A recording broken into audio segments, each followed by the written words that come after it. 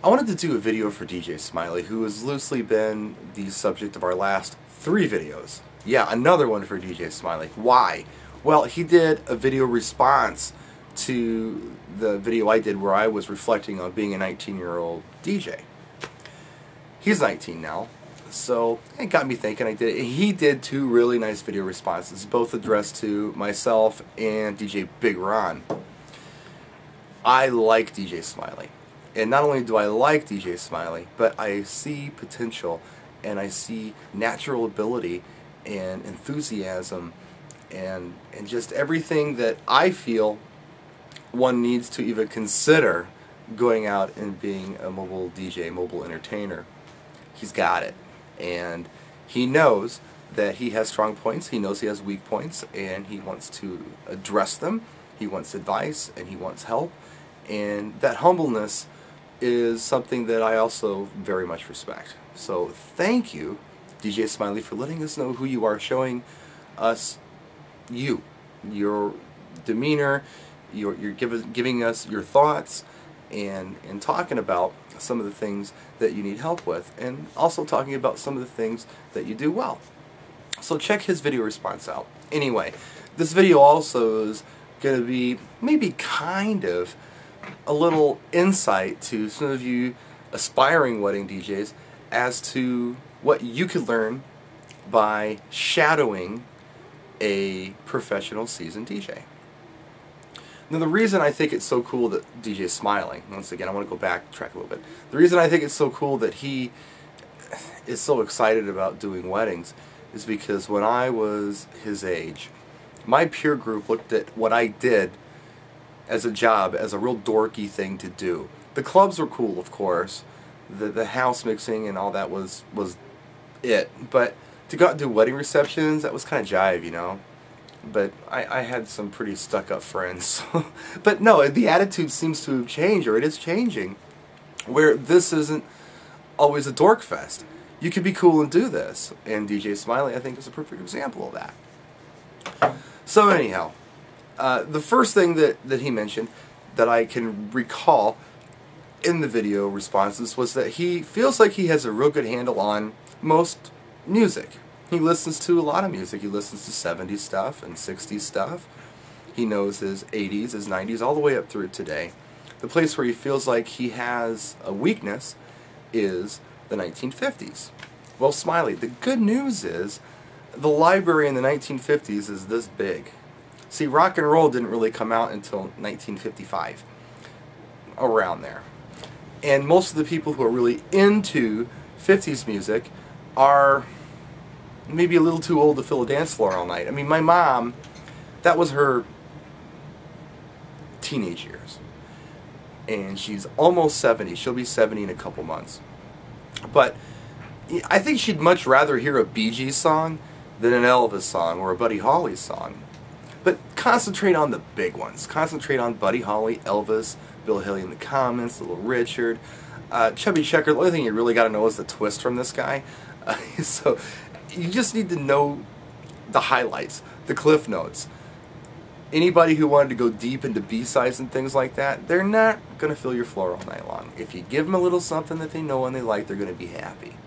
Look at the doo-wop stuff. And also go back a little further. Think about Frank Sinatra, Tommy Dorsey, Glenn Miller, things like that. Again, you don't have to go heavy into this, but know what it is, have the heavy tracks, and you'll be golden. You don't got to do crazy with this. I don't think you do. Not anymore. When I first started out, you needed to know it. Now you don't need to know it so much. So get the basics, and I think you're going to be good. A couple of probably really good, solid 1950s compilation CDs would probably do you well. Look at the Mobile Beat Top 200 too. Always check that list because there are good tracks on there. There are probably most of the good 50 songs you need to know on the Mobile Beat Top 200 list. So that's the good news with your music. He also talked about microphone presence. He hasn't really had much experience at all with the microphone. He owns one, but he doesn't use one. He doesn't really know what to say. Well, first of all, the good news is I feel like that you have a very good presence about yourself. You're secure when you speak, and of course you weren't doing an MC thing when you were doing your video responses. You were being you and you were being natural, and your speech patterns were fantastic. I didn't hear a lot of ums and or any of that. You did a good job. So you're going to do well with this. All you need to know is what to say, which is what you're going to learn when you shadow somebody. The other thing I would just think about is maybe when to say things. And I feel like the only time you should be saying things is when you need to. What I mean by that is, I think a lot of DJs like to hear themselves talk. There are some DJs out there who do this. They'll have their hand on the fader control, on the microphone, and they'll just like talk. When the track starts, they'll literally turn it down and do a talk over. This is a song from 1982, bring the track up. And it's by Joan Jett and the Blackhearts, bring the track back up. You know, it's called, bring the track back up, I Love Rock and Roll, bring the track back up. Why? Unless you're doing some kind of radio show that's almost a music educational program as well, nobody gives a shit. Stop doing this. That's not necessary to do at a wedding, and please don't do that at a wedding. Say what needs to be said. Talk about what's relevant. You need to let people know that you're there every once in a while. If you haven't said anything on the mic for a long time, say something, but say something maybe relevant to the evening or intelligent, or just make a general announcement. Just so you know, there's plenty of extra cake available on the table located in the back of the room, so please help yourselves. That's an announcement. You don't need to announce tracks and artists and things like that. Sometimes what I'll do, and it's almost a disclaimer, is if I get a request that I don't feel like really works well, but I feel obligated to play it, I will get on the microphone and say something like this at the beginning of the track, during the instrumental, never while they're talking, and I don't bring the volume down like that. I keep the volume where it's supposed to be, and I just bring my mic volume up so it almost matches the music, because I hate the talk over thing. I don't like that. I talk over feature, or the fader thing, and I'll say, this song is going out by request. Don't forget, if there's anything you want to hear, please do not hesitate to come up and let me know. Or, you know, that didn't flow very nice, but you know what I mean. I will announce that the song was going out by request, just to say, hey, look, I didn't just throw this song into the middle of an otherwise flawless programming mix. I'm just kidding. Anyway, that's the kind of stuff that you probably don't want to do.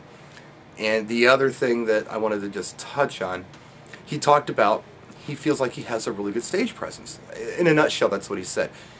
When he's on the decks, he's having a good time, and everybody kind of knows it, and he's smiling, and he, I guess, when people look at him, they can say, hey, he's having a good time. That's cool. That's what you want to do. What you don't want to do is steal the show all the time, though. You want to back off into the shadows every once in a while. You don't want to frown about it, but you don't want to have to be so upfront, you know, hands in the air kind of thing. And the reason I don't feel that you do is because every once in a while you need to step back and let that bride and groom shine, especially at a wedding, especially, or if it's a birthday party, let the birthday person being honored, let them shine. The times when you want to really just get out there and say, hey everybody, let's have a good time, or whatever, is when no one is. When they're just sitting there and they need motivation. What you want to hope happens is that you send good vibes out to them, and you look confident and secure that this is going to be a great party. It has all the potential to be a great party. Now get out here and have a good time. That's the time to do it. When they're already having a good time, you can step back into the shadows a little bit. You don't have to do that all night. You can, but you don't have to. And sometimes it's kind of nice to, again, just let somebody else have the center of attention for a while. And then I'll mention the appearance, and again, I know this was just a video response, you weren't dressed for a wedding or anything else. I did it when I was 19 because I had hair like yours, except it was afro-y, curly. Pull that hair back in a ponytail. Put on a nice shirt and tie that fits you well. Don't put on something uncomfortable. Some kind of, not jeans, it could be anything except jeans. Docker pants or something like that works well. And some shoes that aren't tennis shoes or flip-flops would probably not be a good thing. Dress like you're going out. Dress like you're going on a nice date. You're going to go to a nice restaurant before you go hit the club. That's how I think you should dress minimum. Some people do the tux and suit thing, and sometimes it works so well for them. DJ Chris Bagkey, Christian B, did my niece's wedding. He had a beautiful tux on, but not with a bow tie, with a tie, and he looked sharp, and he had this presence about him where you just looked at him and said, wow, he looks great. It goes with the philosophy of look better than your audience. He did it. He looked fantastic. He looked comfortable. He looked just wonderful. I don't do that. I guess I've just got a slightly different philosophy. It definitely works for Chris, and it works for a lot of you people out there, but I don't go quite that far. I do a thing where what I'm trying to do is look like your cousin who came to the wedding, and not look like part of the wedding party. But you know, sometimes it just works well if you find out who you are and go with it. With that, just stay away from jeans and tie-dye shirts. And I know you wouldn't do that. I'm just breaking your balls. But yeah, dude, you got a lot of potential, man. You have the natural ability. I am gonna keep my eye on you. Let us know what's going on with you. And yeah, it's great to see guys like you who want this, and you're humble, and you're not trying to tell us what you know, you're trying to tell us what you'd like to learn. I like that. I like that a lot, and I respect that. So thank you, DJ Smiley. I'm going to wrap this video up. We'll see you next time. Practice and enjoy.